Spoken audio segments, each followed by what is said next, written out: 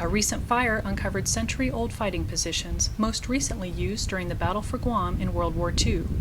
Local Marines visited the site recently to assist the National Park Service in a site survey of the historical find, which comes just months before the 70th anniversary of Guam's island-wide liberation celebration in July.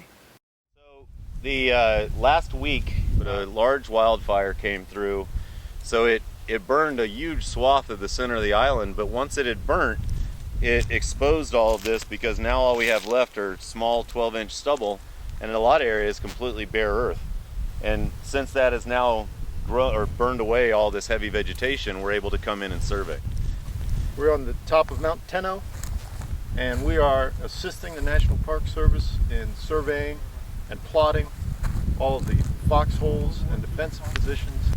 The site that we're on now was actually part of the defensive plan that was created by Lieutenant Colonel Pete Ellis in 1914. During World War II, when the 1st Marine Provisional Brigade lands in Agate with the 77th Army in reserve, 1st Marine Provisional Brigade swings and takes on the Erode Peninsula, and the 77th Army works their way across the flats from Mount Alipan up here to Mount Tenjo, getting here on July 28th, in the morning of July 28th. They dig in on top of the hill, which is what we believe to be where these foxholes came from, was the digging in of the Army units. The 9th Marines and the 21st Marines take over Mount Chichau and Mount Tenjo, with an element of the 307th Army Infantry swinging this direction.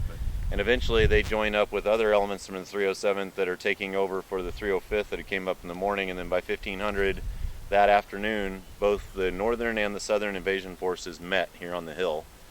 And then they dug in here, sent off patrols, and then eventually pushed off from here to take the rest of the island. Visit www.nps.gov/WAPA for further information about the War in the Pacific National Historical Park on Guam.